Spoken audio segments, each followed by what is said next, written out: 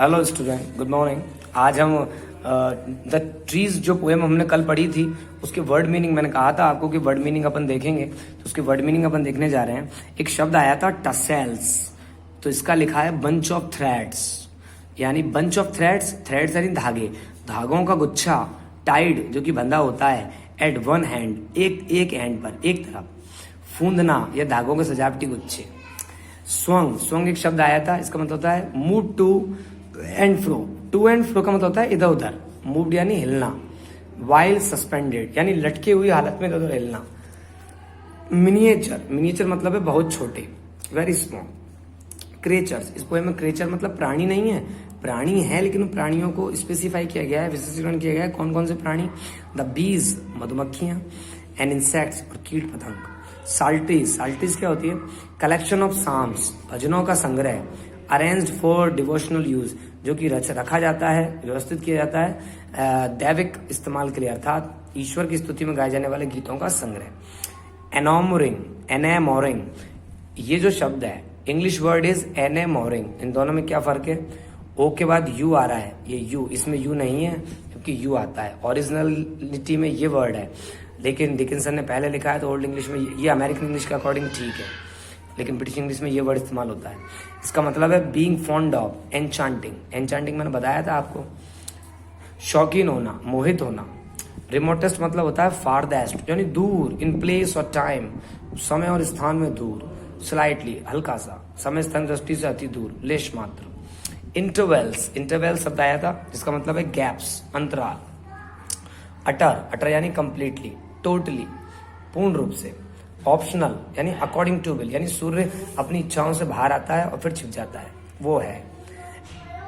Estates, estate मतलब जागीर, land in position यानी जो अधिकार में है जमीन वो। सफिशिएंट, इनफ, पर्याप्त। एनफोल्ड, कवर, ढक लेना। इटर्नली, परमानेंटली, शाश्वत रूप से। फॉरएवर, हमेशा के लिए।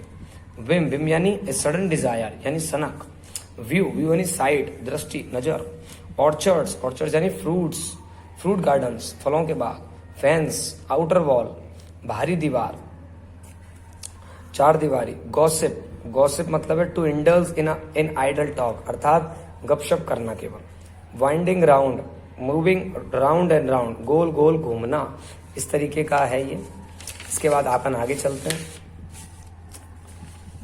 इसके बाद आगे के जो वर्ड्स हैं वो ये हैं। स्लिट, स्लिट यानी कट या पियर्स, काटा या चीरा। कैलिक्स, कैलिक्स देखें आप, a ring of small green leaves, एक चक्र छोटी छोटी हरी पत्तियों का, दैट प्रोटेक्ट जो कि रक्षा करता है। ए फ्लावर, फ्लावर एक फूल की, बिफोर इट ओपन्स यानी फूल के खिलने से पहले इसकी रक्षा करने के लिए जो चक्र बना होता है हरा हरा पत्तियों का, वो गायदल पुंज कहते हैं। सोड, वेंट हाई, ऊपर गई। स्टेम, स्टेम मतलब है the supporting part of A plant, तना, स्टेम है तना, आप समझ सकते हैं। हिंडर्ड, हिंडर्ड यानी फोल्डेड या ऑब्स्ट्रक्टेड, बंद पड़े, रोके गए। झंडे में जो फूल बंद होते हैं, जो कल्पना आई थी कल, उसके लिए। हॉस्टेड, हॉस्टेड यानी हॉस्टेड, रेज्ड, चढ़ाया गया या फहराया गया। स्पाइसेस इन द हैम यानी फ्रेग्रेंस, स्पाइसेस यानी फ्रेग्रेंस था। इन द फोल्ड्स, फोल्ड्स, हैम यानी फोल्ड्स, तहों में जो खुशबू होती है। मीन, मीन यानी लोली, तुच्छ। टेलिनेशन, आउटलाइन, डिस्क्रिप्शन, रूपरेखा या वर्णन। वेंडिक्स, ये वेंडिक कौन है? मैंने कल बताया था आपको, ये फ्लेमिश पेंटर है। Painting by the great Flemish artist Anthony Van Dyck, 1599-1647 तक रहा था ये, इसकी पेंटिंग का वर्णन है। अब हम इस पोएम के जो पैराफ्रेज है उसको पढ़ेंगे। एक बार मैंने इस पैराफ्रेज को आपको पढ़ा दिया था, तो मैंने कहा भी था कि आपको इसको फिर मैं ठीक से पढ़ाऊंगा एक बार। देखें पूरी पोएम को पढ़ने के बाद क्या थॉट बनता है। द पोएम, यह कविता, ट्रीज बाय एमिली डिकिंसन, ये जो कविता है एमिली डिकिंसन के द्वारा लिखी गई, डिस्क्राइब करती है, वर्णन करती है a beautiful cloudy summers day का, एक सुंदर बादलों से भरी हुई गर्मी के दिन का।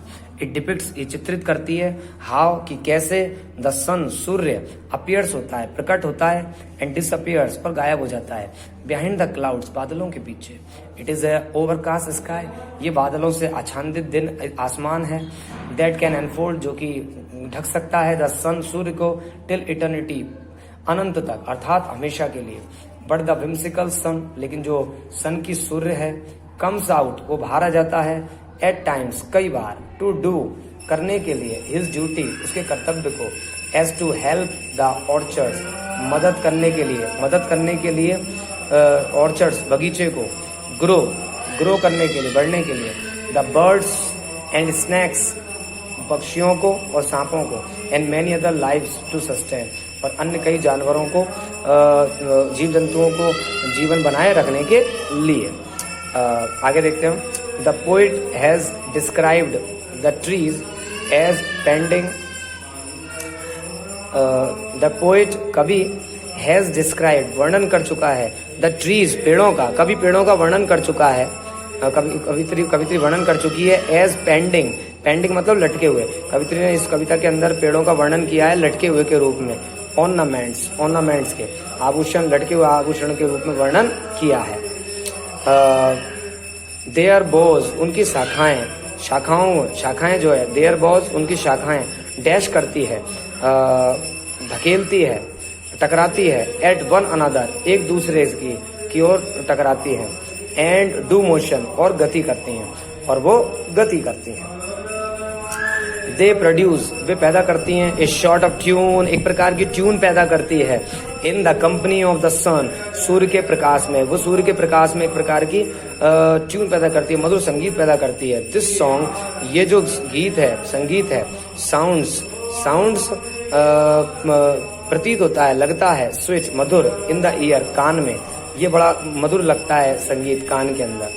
समटाइम्स कभी कभी, द सन शाइन्स कभी कभी सूर्य चमकता है, ऑन द ग्राउंड जमीन के ऊपर चमकता है, चमकता दिखता है, विथ फुल फ्लैश पूर्ण प्रकाश के साथ, पूर्ण ध्वनि के साथ चमकता दिखता है, और बीम्स किरणों के साथ, एंड समटाइम्स और कभी कभी, ड्यू टू और कभी कभी ड्यू टू मोशन ऑफ बोज कभी कभी शाखाओं के हिलने के कारण, मोशन ऑफ बोज शाखाओं के हिलने के कारण, इट इज कम्प्लीटली डार्क ये पूरी तरह डार्क हो जाता है, अर्थात कभी कभी सूर्य छिप जाता है, कभी दिखता है, कभी नहीं दिखता है।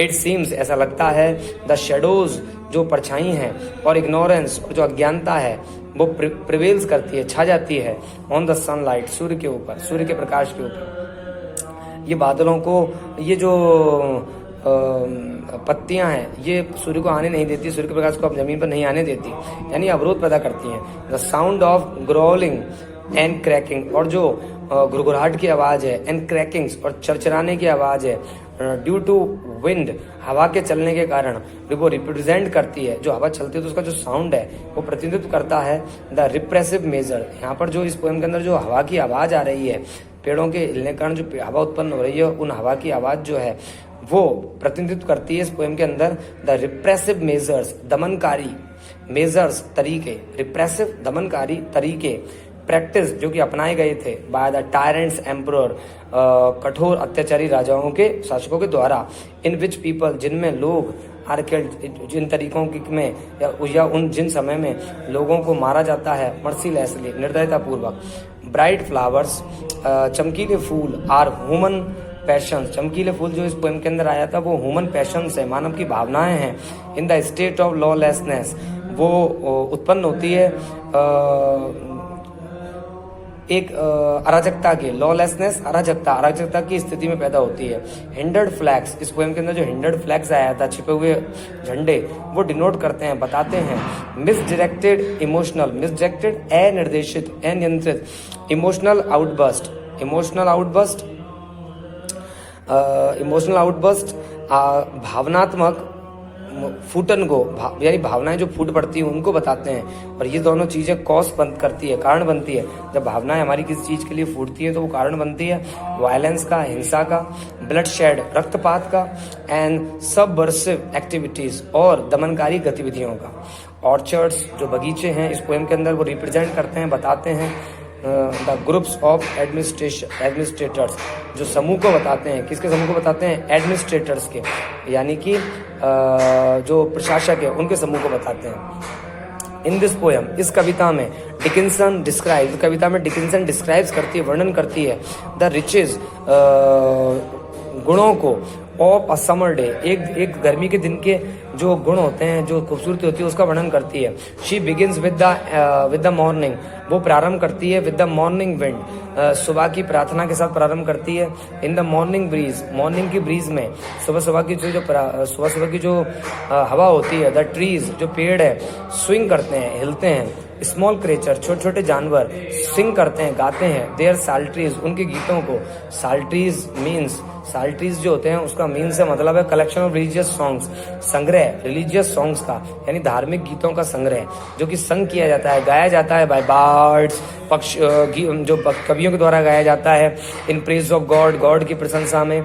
हेयर साल्ट्रीज, यहाँ पर भजन का मतलब है रेफर टू द, यहाँ पर जो भजन शब्द आया है, ये भजन शब्द जो है ये बताता है डिफरेंट